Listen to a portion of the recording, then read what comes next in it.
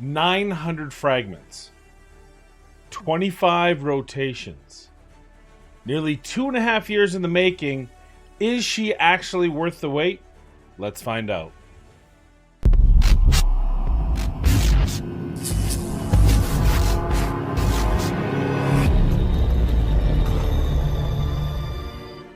Hello everyone, welcome back to the channel. I am Mad Capper, and there's another video on Raid Shadow Legends and another in our series of I Built Them So You Don't Have To.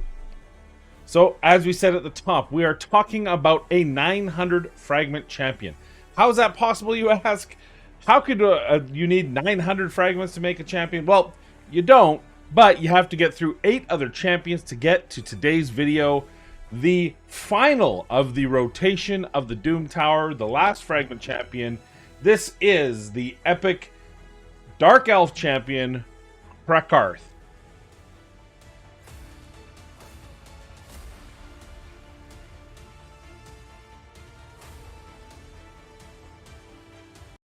Eternal Return. Attacks one enemy.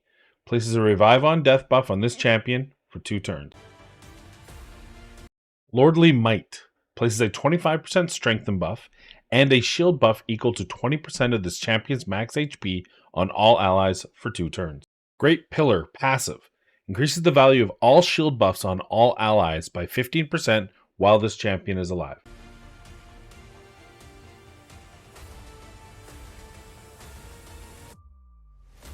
Magnificent Scepter. Attacks one enemy. Has a 30% bookable to 40% chance of removing one random debuff from a random ally. Will not remove a debuff from this champion.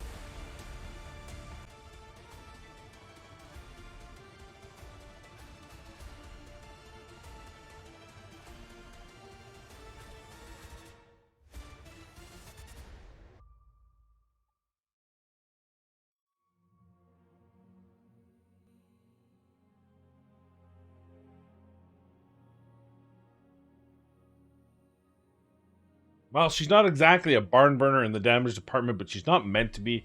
An HP, really a support-based HP champion.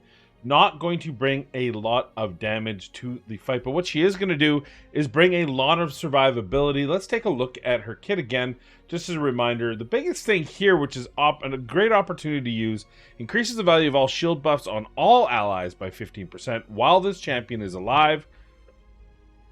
What a great opportunity to pair with, I mean, Chris comes to mind, but Valkyrie, Warlord of the Legendary, but also champions like Hope, and we just watched before, what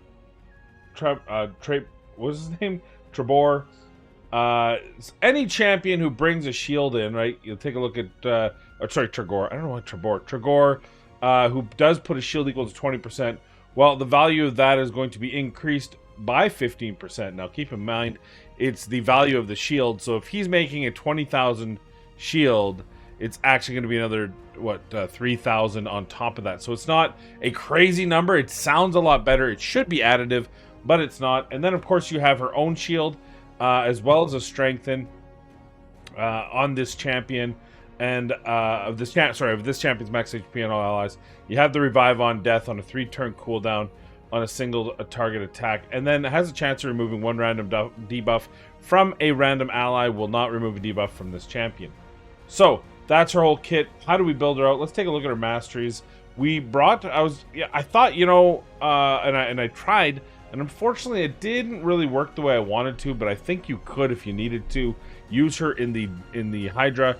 Fortunately, I don't have a spare Hydra key, and I wanted to get these videos out before the reset of the Hydra. So here's what I did. I put down the HP and the shield, gave some extra. Who knew? I wasn't sure what sets I was going to use. And then, of course, War Master going up against bosses, always a good thing.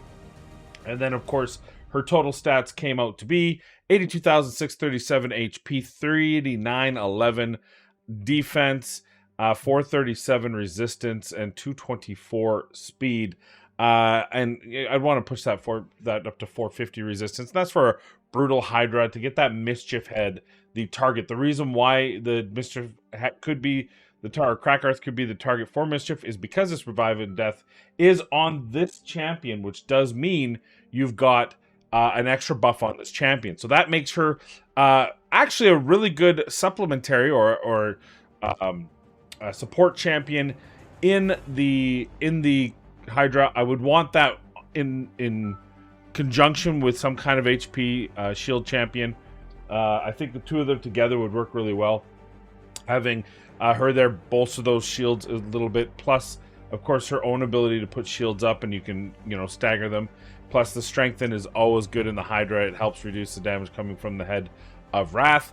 Again, like we said, the Revive on Death, and finally the moving one random buff. So we did take her into the Celestial Griffin, as I did with all champions. All four of these champions that we're building. So why don't we review that footage from the perspective of this time Krakarth. Alright, so here we are in review. This is the Celestial Griffin floor 30 when I originally recorded this. And you see Krakarth there with the other four champions. Of course, Geo for our damage dealer. Let's just play it. Now, again, similar to Tregor, is you're not really going to see a whole lot happening in the beginning. So why don't we just pass forward to the boss where she's going to be most helpful. So you see the shields there. So that's a bolster set, obviously. Those shields, bonus 15%. When she hits, she can steal, or she can cleanse a random buff.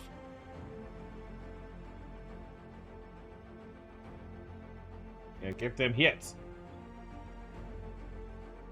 And you see there, she's not doing a ton of damage. She's doing more damage there than there. Once we see this bolster set gone, and we see the team starting to take some energy. So there, she put up the thing, and unfortunately, it got cleansed away. But now, when you see it, it's turned for Tregor. He's going to put that up there as well. And of course, she's resisting. So those shields, you see that great pillar? She's boosting those by 15%.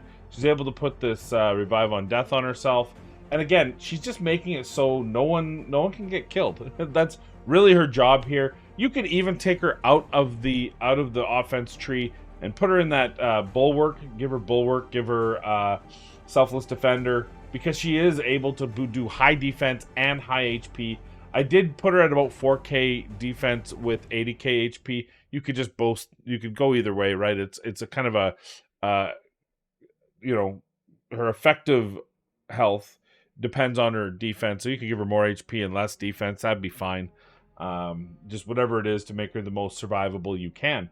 I wanted to have both because if she was going to be the target in a Hydra key, it made life a lot easier. Unfortunately, like I said, I did not get a key available with her in it. So maybe another day we'll start taking all these little Hydra maybes and put them all together in one team and see what happens. But again, it's nothing flashy. Supports rarely are. It's just a matter of her being in the fight, making sure that no one's dying, and that's what she did. And you see here, she didn't put herself. The shields weren't big, right? She didn't do a lot of the shield damage. Obviously, she was there to bolster everyone else's shields, so hers itself doesn't look as phenomenal.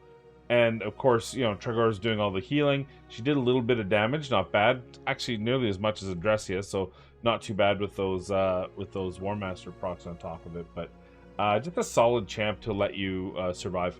Now we're gonna take her into one other dungeon just to kind of show her off in a team to see what she can do to help the team survive, and then we'll go to my final thoughts.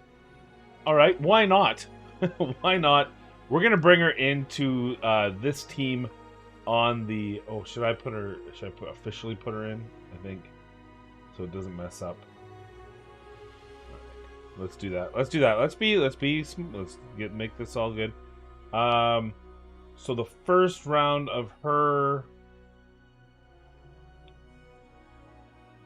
I mean, we can do first choice. I don't think it really matters. Save, put that team in, and let's just show a key. See if she can keep the team alive. She just put a self-revive on death. She put the strengthen buff is going to be nice. And honestly, it's not bad to allow this the Iron Twins to take shots, right? because that's what's going to create that reflect on the HP burn. So extra survivability from the shields is nice, and she's not going to do a terrible amount of damage. Ultimately, if you were going to bring her in here, you would not have a War Master proc. Let Geo do all the work and just let her be there as a supplement. But you know, hey, you know, she doesn't have high enough. I wonder if putting her in a higher resist might be the smart move. I don't know. I do like that she's getting some self heals there to make sure she's alive. The Great Pillar is making sure that all these shields. By the way, that also is Duchess puts a shield up, right?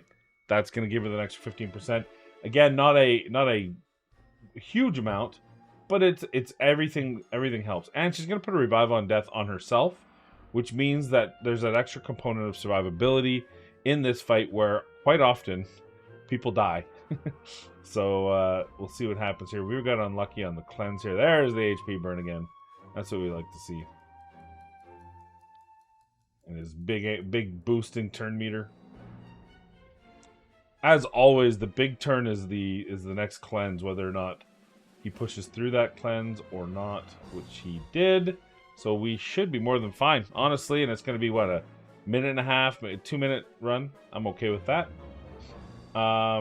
Yeah, did pretty good at keeping them alive, I'd say. So overall, yeah, absolutely. Another champion you can fit into this group if you don't have, like I usually use a Goddess Neri in here to have the extra revive. And depending on affinity, probably need that. But in this case, we're in the Void Affinity. So yeah, I'll definitely take Krakarth.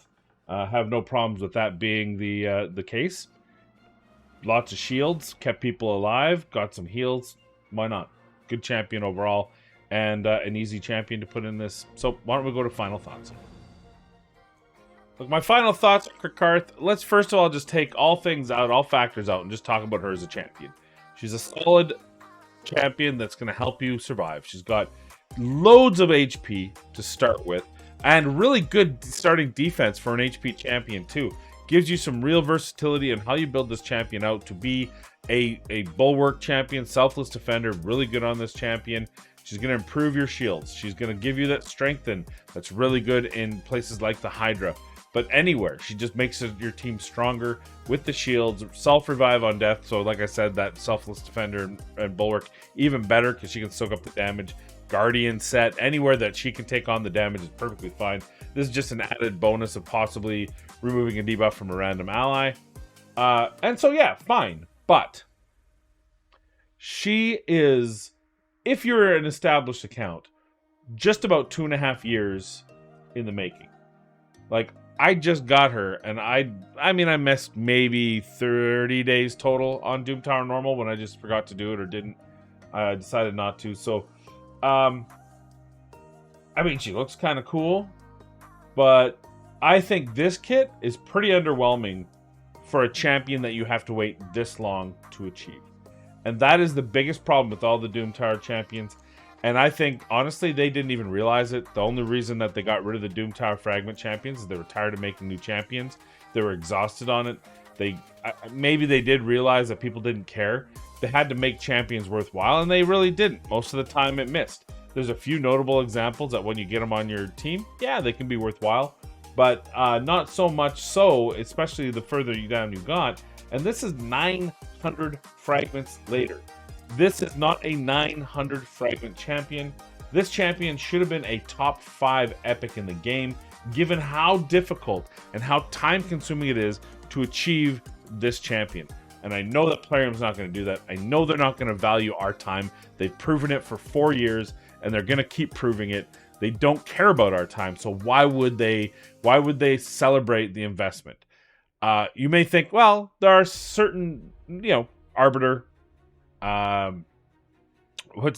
Ramontu, Lydia. Those are examples of them celebrating our time, or making our time worthwhile. I wouldn't say celebrating it, but making our time worthwhile. Unfortunately, when you look at all the Doom Tower legendaries and epics, they don't do the same thing, and this is just prime example of it. So Krakarth, frankly, you probably could make use of her, but if you have gotten to this point where you actually have her on your account, I would be shocked if you needed her. I'd be shocked if you needed her for even your 3rd key Hydra. I'd be shocked if you needed her to progress anywhere in the game. There's just more accessible champions available in all levels, all shapes and sizes, all affinities, all factions that just are as good as she is, and you'd probably have in your account long before you see her on your account. So unfortunately, I have to say it like it is. She's probably one of the better Epic Vault champions you'll get, but I don't see any particular compelling reason to change that assessment. So that's all I have for you today. Thank you for watching the video. I truly wish I had a better one for you. But until the next time, please, as always, be kind, be safe, and we'll see you in the next video.